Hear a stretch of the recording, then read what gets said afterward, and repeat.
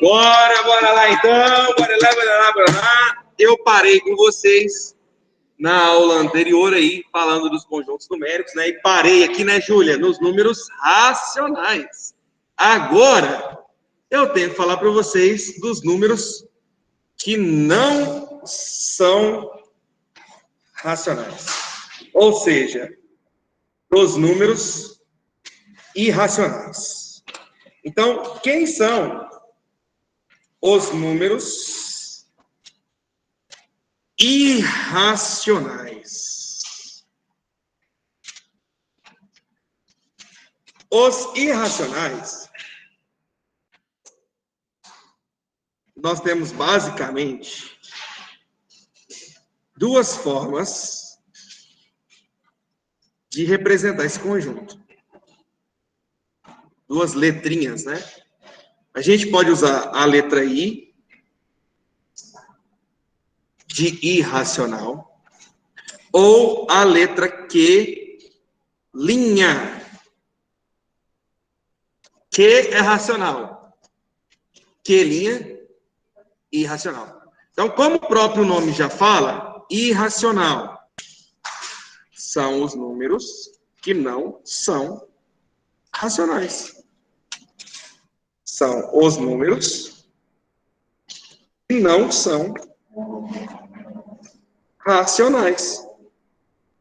Então, é muito comum nós vermos raízes não exatas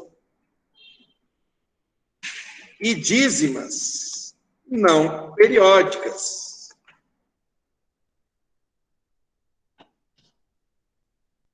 Basicamente, são esses dois tipos de número. Ah, professor, é só eles? Não. Nós temos, por exemplo, os logaritmos. Temos alguns logaritmos que são números irracionais. E esses logaritmos, vocês vão aprender comigo esse ano. Logaritmo. Então, vocês vão ver lá na frente que nós temos logaritmos que são racionais e temos os logaritmos que são irracionais. Então, basicamente, são isso. São as raízes não exatas. Por exemplo, raiz quadrada de 2. Não é exata. É aproximadamente 1,4. Aproximadamente 1,4. Não é exato. Deixa eu ver se aqui vai funcionar a calculadora. Vamos ver se vai funcionar a calculadora que tem aqui nesse programinha. Ele não tem raiz quadrada. Aqui não aparece raiz quadrada, ó. Será que é isso aqui? Não. Também não. Não conheço essa teclinha aqui, não. Aqui não tem a raiz quadrada exata. Porém, se você colocar a raiz quadrada de 2 aí no seu celular, ou não aqui agora, né? Ou numa calculadora em casa, você vai ver que não vai dar 1,4. Vai dar 1,41. Um monte de número. Que na calculadora, esses números acabam porque não tem mais espaço para colocar. Mas matematicamente não tem fim. Não tem fim. Então, é uma dízima não periódica, 1,4. Por isso que ele é um número irracional. Raiz quadrada de 3. É muito comum, raiz quadrada de 3, que é aproximadamente 1,73. Eu vou até usar aqui mais uma casa decimal, 1,41. 1,4, 1,7. Aproximadamente. Então, são números irracionais. Uma outra dízima, um exemplo aqui de uma dízima não periódica. 8,1764215,9. Se eu deixar assim, ele é racional, porque tem fim. Se eu colocar assim, ele é irracional, porque não tem fim e não tem período. Tá? Então, aqui são exemplos de números irracionais. Outro número que é muito clássico, que vocês já estudaram, e ele é irracional, exatamente, é o π. Π vale aproximadamente 3,14.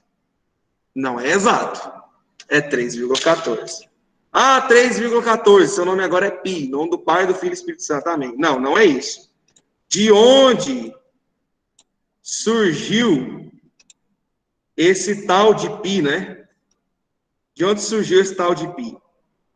Se você pegar qualquer coisa que tenha o formato de uma circunferência, ou círculo, tanto faz, e você pegar o comprimento e dividir o comprimento. Quando eu falo comprimento, eu estou falando do contorno.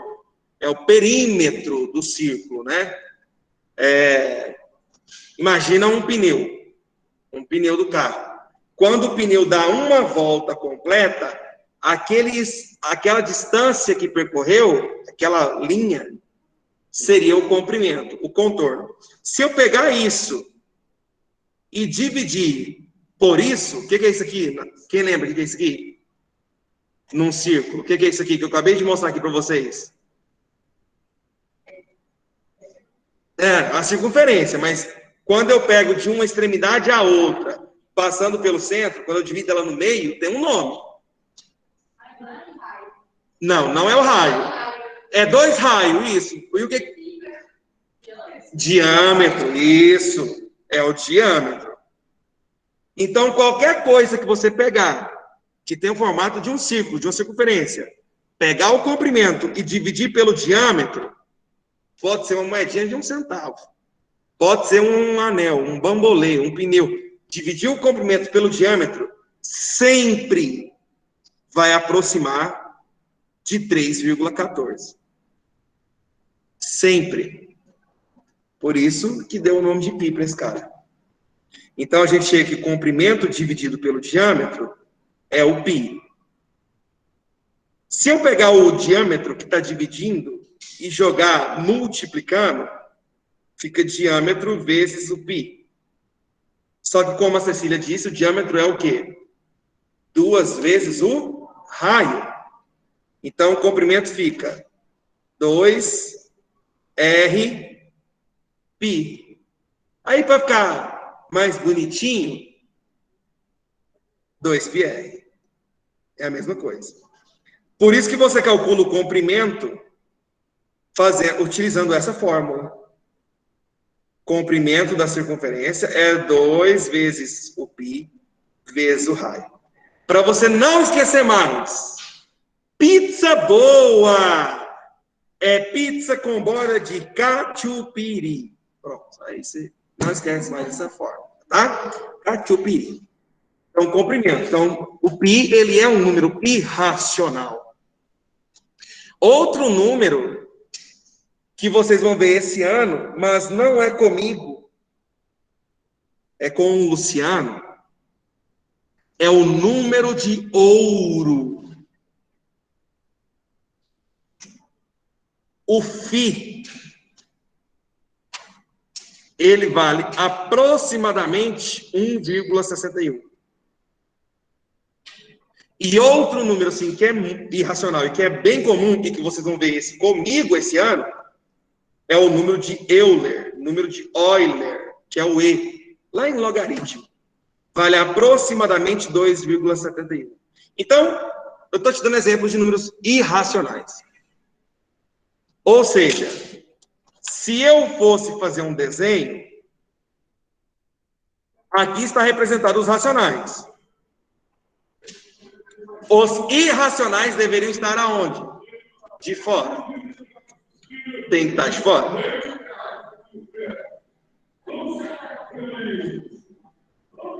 Ihu! Vamos!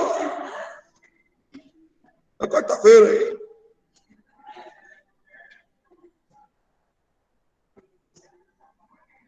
Hoje não é sexta, não, filho. Calma. Falta 2 dias ainda. Irracional. Pronto. Então, os irracionais estão de fora.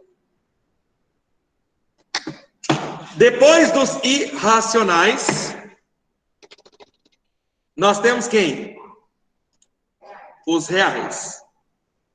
E o que é o conjunto dos números reais? É tudo. É a união, tá? É a união dos racionais com os irracionais. A união desses dois conjuntos é o conjunto dos números reais.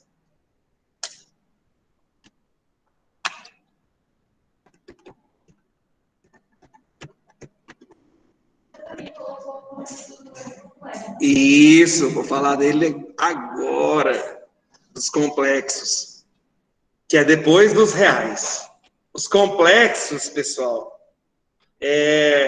vocês não estudam agora, tá? Os números complexos, aqui no Galileu, né, e na maioria dos colégios particulares, você estuda no segundo ano.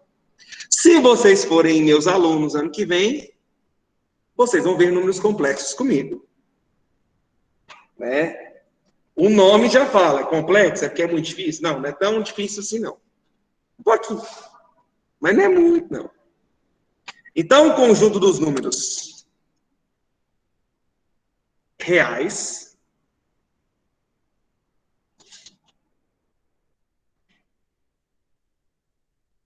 simbolizado pela letra R é simplesmente a união. Lembra que eu falei para vocês na aula passada? Esse U é a união dos racionais com os irracionais. Então, se eu fosse fazer um desenho, caiu aí, hein? Eu tenho aqui os racionais e os irracionais, e os reais é como se fosse um desenho que pegasse isso aqui tudo, ó. Que juntasse os dois, saca? Ô, mesinha. E a mesa que é menor, que a minha, e até agora eu não consegui acostumar ainda com esse negócio. Mas vai dar certo. Aí, ó. Aí. Pronto. Os reais. Mas aí, como bem lembrado aqui pela Ana, eu também comentei dos números, que é o, agora sim, é o último conjunto que existe. Os números complexos. Nossa, esse povo da matemática inventa coisa demais. Para que inventar o conjunto dos números complexos? Porque a gente precisa de resposta. A gente tem que ter resposta. Por exemplo, tu ia lá e ia resolver esse troço aqui, ó. Calma. Ó.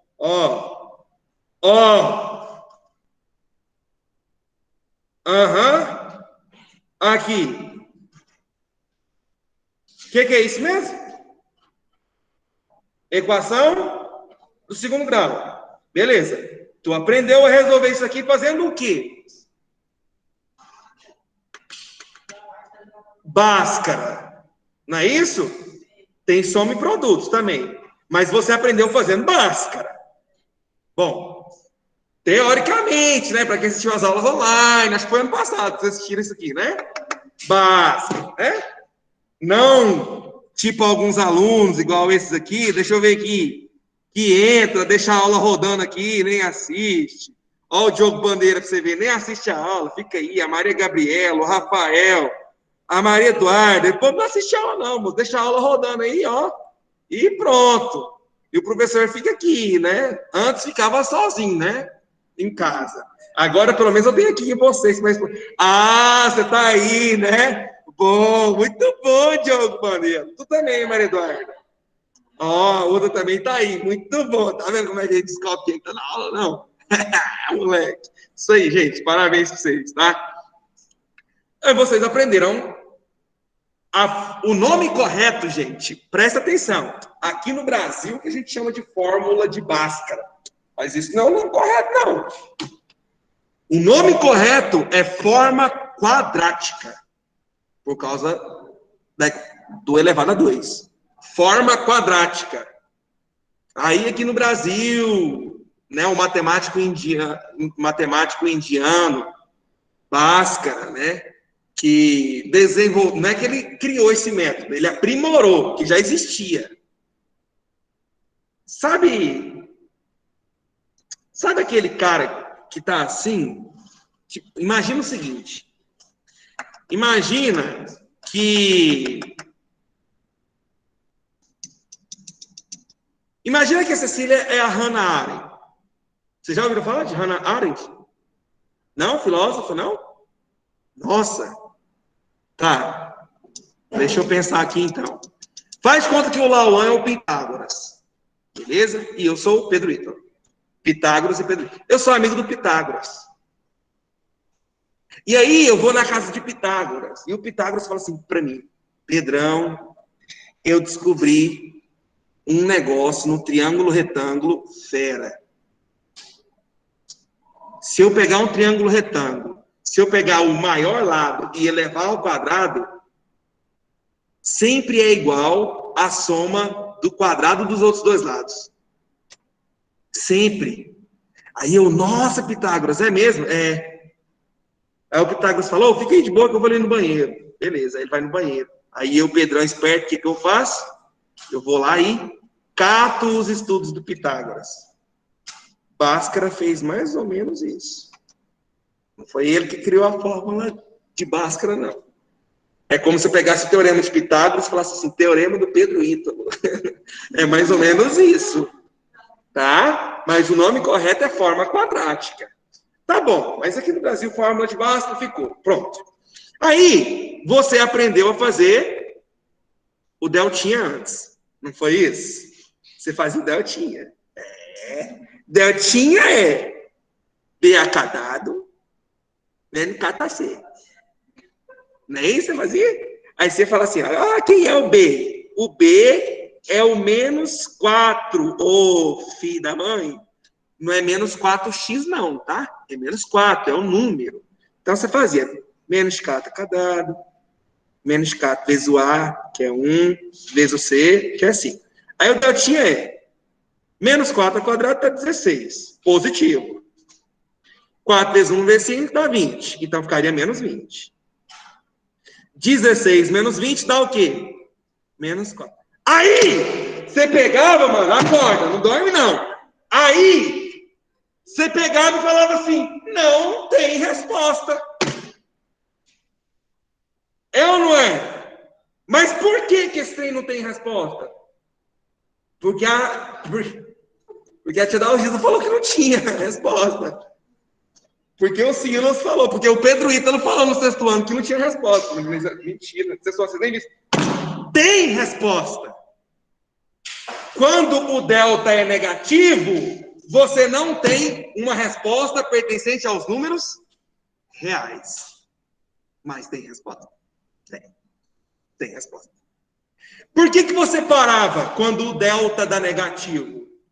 Porque quando você ia aplicar a fórmula de Bhaskara em si, você fazia menos B, mais ou menos a raiz quadrada de delta, dividido por quê? Por 2A. Aí, quando você ia fazer raiz, o delta, você ia por raiz quadrada de menos 4. Por isso que você para. Mas não significa que não tem resposta. Não tem resposta pertencente aos reais. 2 vezes 1 é 2. Agora a gente vai descobrir. Agora eu vou te mostrar. Você vai ver isso ano que vem direito. Mas agora eu vou te mostrar que tem resposta. Vamos lá. Meus amores, qual é a raiz quadrada de 25? 5. Por que é 5? Porque 5 vezes 5 é 25. Porque 5 ao quadrado é 25. Ok. Qual que é a raiz quadrada de 81? É 9. Porque se eu pegar o 9 e elevar ao quadrado, Dá 81. Aí, quando você chega na raiz quadrada de menos 4, que número real você eleva ao quadrado que dá menos 4? Nenhum. Porque qualquer número que você elevar ao quadrado, o sinal é o quê? Positivo. Qualquer número, positivo ou negativo, que tu eleva ao quadrado, dá positivo.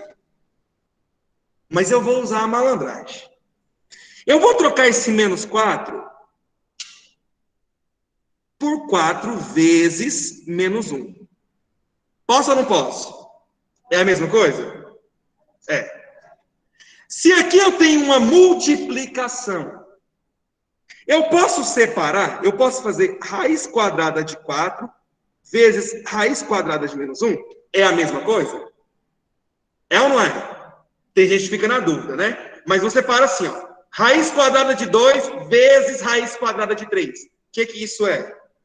Raiz quadrada de 6. Eu posso fazer isso porque aqui é o mesmo índice, é raiz quadrada. Se fosse raiz quadrada de 2 vezes raiz cúbica de 6, não pode. Não pode, porque o índice é diferente. Então eu posso separar.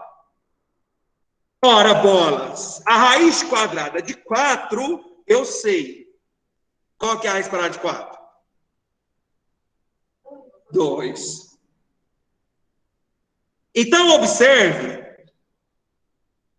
que o problema de se ter uma raiz quadrada de um número negativo é a raiz quadrada de menos 1. A esse cara, quanto que vale o π? Quanto que vale o φ? 1,71. Quanto que vale o e? Não é algo fixo?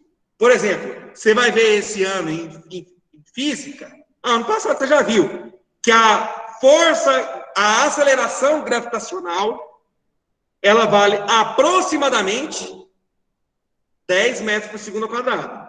Vocês viram isso? Viram? Se não viu, vai ver. É algo estimado. Tipo, vamos pensar no ensino fundamental de vocês. Alguém sabe que letra grega é essa? Não. Tá, vou mudar. Essa. Quilo. Quando você olha para isso aqui, que é quilo, isso tem um valor numérico. 1000. Isso é 1000. Por isso que quilograma são 1000 gramas. Quilograma. O quilo vale 1000. Os quilogramas são 1000 gramas. Eu olho pro... A cadeira tá quebrada, hein? Eu olho... Tá quebrada. Vou cair aqui. Eu olho pro K, eu tenho que saber que o K vale 1000. Porque é um valor fixo. É como se fosse uma constante. Do mesmo jeito, é para a raiz quadrada de menos 1. Nós vamos chamar a raiz quadrada de menos 1 de I, de unidade imaginária. I, de imaginário. Então, por isso que a raiz quadrada de menos 4 é 2I. Por isso que criou o conjunto dos números complexos. Porque real não tem esse negócio de I.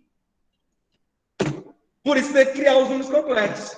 Aí, a gente continuaria a resolução aqui. Bom, eu não vou continuar, porque não é o meu objetivo nessa aula. Mas eu queria que você entendesse o seguinte. Se eu perguntar para você qual que é a raiz quadrada de menos 64, você sabe me dar uma resposta agora? Qual é? 8i. Moleque doido. É isso. E 8i é um número real? Não, é um número complexo. Ah, professor, se ele não é real, quer dizer que ele não existe? Gente, pelo amor de Jesus. Ou pelo amor de que se acredita. Quando eu falo de número real, eu não estou falando de existir.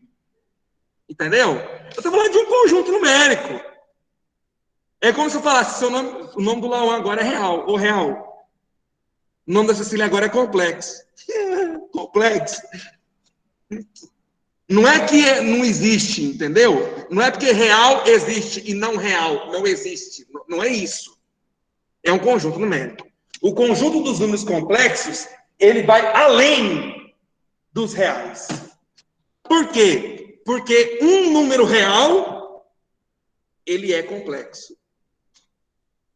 Que isso, professor? O que você fumou hoje? Presta atenção, vou te mostrar aqui. 7 é um número real?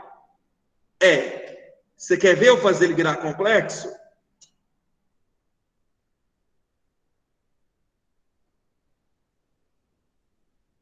O que está escrito aqui? 7 mais 8. Não, não é 8, não. É 0 vezes i. 0 vezes qualquer coisa é o quê? Se eu escrevo assim, 7 é real.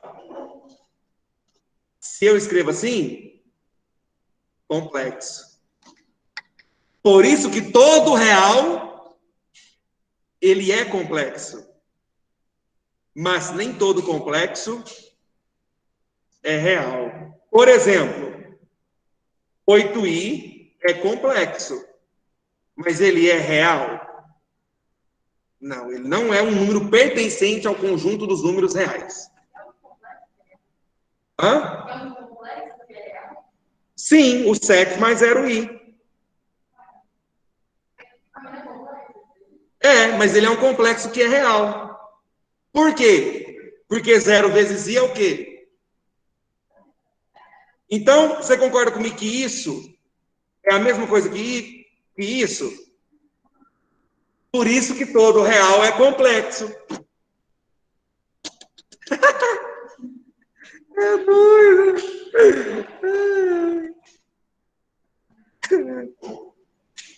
Então, se eu fosse fazer um desenho para os complexos, se o Titi Pedro, lembrando sexto ano. Véi, meu jargão agora vai ser brincar com vocês, sexto ano. Se eu for fazer um desenho para esse troço aqui, ó, representando os complexos, os reais tem que estar aqui dentro. Então, essa seria a ideia. Ai, professor, eu preciso entender números complexos agora? Não, não precisa não. Eu só quis te mostrar que existe um conjunto que engloba os números reais, que está acima dos reais, que é os números complexos. Dentro do que vocês já viram, a aplicação mais lógica dos números complexos é resolver a equação do segundo grau, quando o delta dava negativo. Quando o delta dava negativo, não significa que não tem resposta. Tem resposta. Só que é um número que não pertence aos reais. É um número que vai pertencer ao conjunto dos números complexos. Esse era o meu objetivo. Eu alcancei? Ou tem dúvidas? Dúvidas? Dúvidas? Povos que estão em casa. Aleluia. Perguntas? Você vê, ó, perguntas. Me responde. Fala nem... Não. Entendi tudo, professor. Não, entendi. Dúvida. Ó, você vê. Fica sozinho aqui, nessa mansidão. Tudo certo. Aí, ó, o filho de Deus. João Gabriel. Ó, o Dudu também apareceu aí.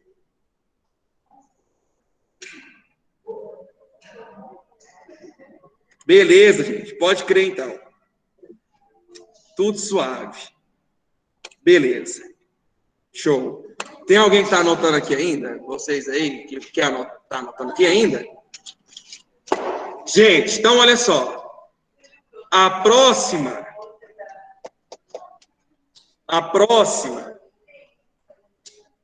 A minha próxima aula, que eu vou explicar para vocês,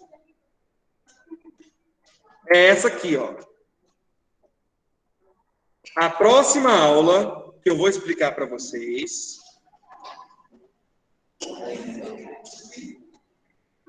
vou começar hoje porque ainda dá tempo. É essa aqui, ó. Você vai lá no YouTube e escreve assim, ó, Conjuntos Brasil Escola. Só para quem quiser assistir, tá? Tá vendo esse negócio aqui, ó? Operações entre conjuntos? Esse é o tema da minha próxima aula. O pessoal de casa não tá vendo. Vou mostrar, calma aí.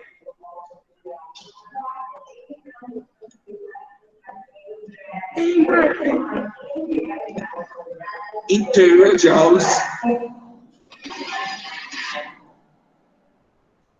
Para papá. Aqui, galera, ó, para quem tá em casa, deixa eu colocar aqui para tu, ó. Aí, ó. Ó, para quem tá em casa, tu vai lá e vai escrever Conjuntos Brasil Escola, ou já escreve isso aqui, ó. Operações entre conjuntos. Tá bom? Só para quem quiser adiantar alguma coisa. Esse é o tema da aula. Você vai lá, ó, só colocar para reproduzir assim, fica horrível, né? E assiste a aulazinha lá. Nossa, 23 dislikes. Como que alguém pode dar dislike numa aula dessa? Acredito. Hater. Só eu que fiquei apaixonado. Eu nunca nem vi os comentários. Aula boa, e além de professor, o cara é um compasso humano. Não é porque eu sou gordo, não. É porque ele falou de compasso. Vocês vão ver. Na aula,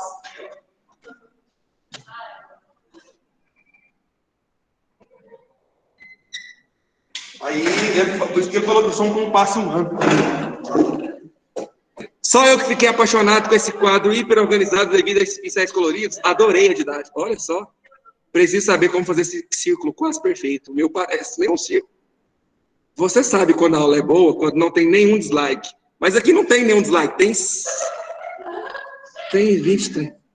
Olá, gostaria de saber que quadro é esse. Ah, esse vídeo ajudou muito. E olha que eu sou burro e lerdo. Mano, tem uns comentários hilários, velho. Entendi, glória a Deus. Eu estava sem entender nada. Agora eu entendo tudo. Eu estava sem entender nada. Agora eu continuo entendendo nada. Estava apanhando. Você me ajudou. E a forma explica perfeito. Foda, né? Ó, não, tem uns comentários legais aqui, né? Mas tem outras aulas minhas também que tem uns comentários que, putz.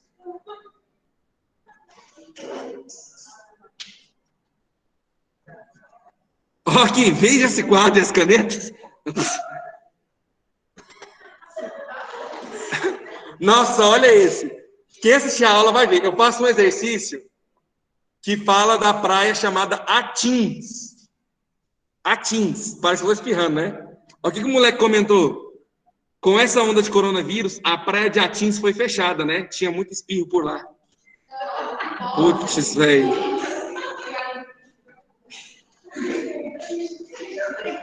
Gente, então é isso.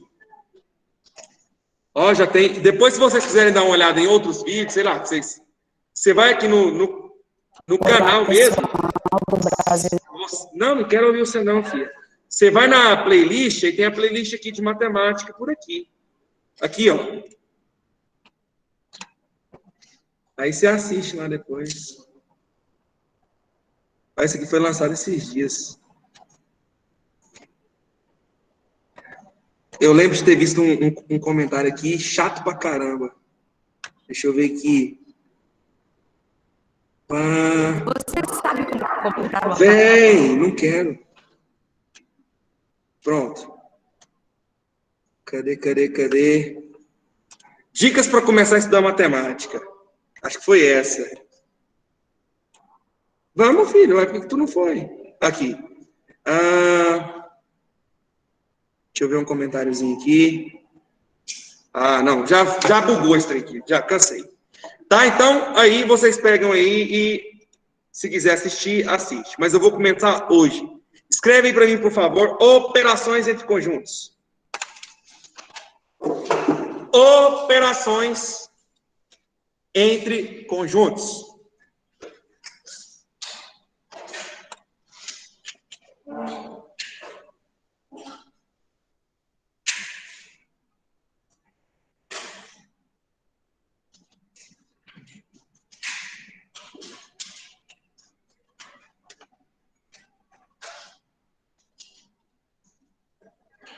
Antes de iniciarmos de fato as operações, nossa, o que é isso? Somar, subtrair, dividir, multiplicar? Não é bem isso, mas de certa forma tem a ver com somar e subtrair. Mas antes de explicar para vocês as operações em si, eu quero trocar uma ideia contigo sobre algumas simbologias. A primeira simbologia é o pertence. O pertence, que eu já usei aqui várias vezes com vocês, é o Ezinho com esse corte aqui no meio. Parece um C, né? Com um cortinho no meio. Esse é o pertence. Para que serve o pertence? O pertence tem a seguinte definição. Dizemos que... Depois eu vou escrever um negócio aqui, tá? Se X é elemento de A. Ou seja, se X faz parte do conjunto A. Vou escrever um negocinho aqui, tá? Então, ó, qual que é a definição? Dizemos que X pertence a A. Um elemento pertence a um conjunto? Já falei, né? Esse cara pertence a um conjunto se ele é elemento, ou seja, se ele faz parte do conjunto. Por exemplo, pensando no que nós já estudamos, o 3, o menos 3,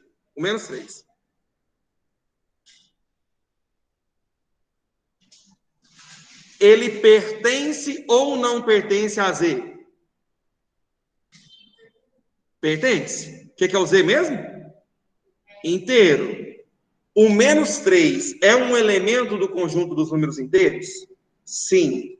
Então, o menos 3 pertence. Pertence aos inteiros. Mas o menos 3, ele faz parte do N? O que é o N mesmo? O menos 3 é um número natural? Não. Ele não é elemento, então ele não pertence. Se pertence assim, o não pertence.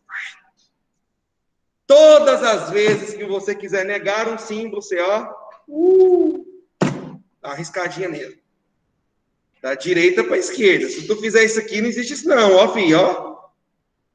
Tá errado. Se tu fez isso aí, corrige. Tem que ser nesse sentido. Beleza? Tá bom? Então, pertence e não pertence. Mas, eu preciso te alertar para uma coisa.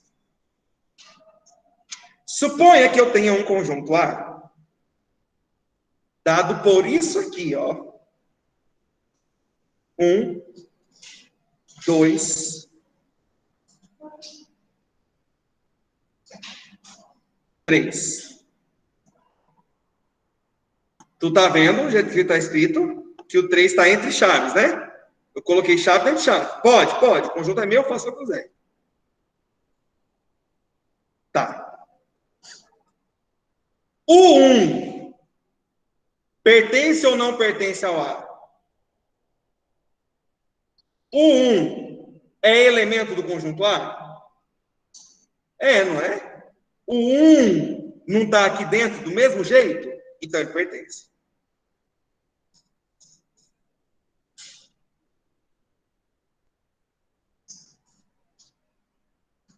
O 3 pertence ou não pertence ao A?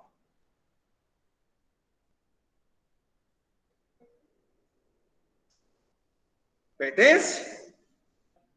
Do jeitinho que está aqui, ele está aqui dentro?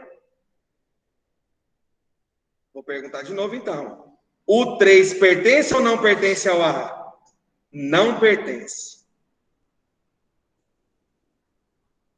Para pertencer, do jeitinho que está aqui, eu tenho que colocar.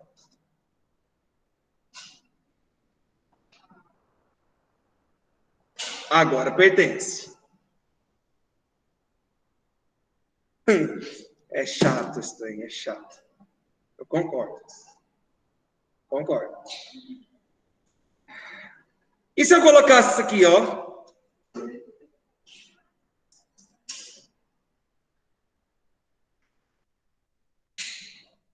Chave 2. Pertence ou não pertence?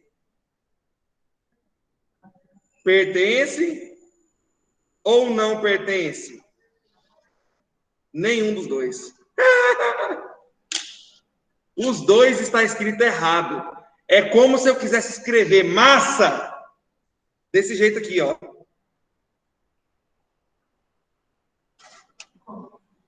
Está escrito errado. Ou se eu quisesse escrever maçã. Que bosta. Maçã. Está escrito errado, gente. Sabe por quê? Se tem chave... O que eu falei para vocês? Se tem chave, o que isso é? É um conjunto. E o Ezinho é pertence. É para relacionar elemento. Na próxima aula, a gente continua, tá? Muito obrigado por hoje. Foi uma satisfação estar aqui com vocês. Uma ótima semana para vocês. Fiquem atentos no Classroom. Vou subir as aulas. Vou postar as aulas lá para vocês. E colocarei uma atividadezinha do livro que eu quero que vocês façam para mim. Beijo para quem de beijo, abraço para quem de abraço. Tchau, obrigado.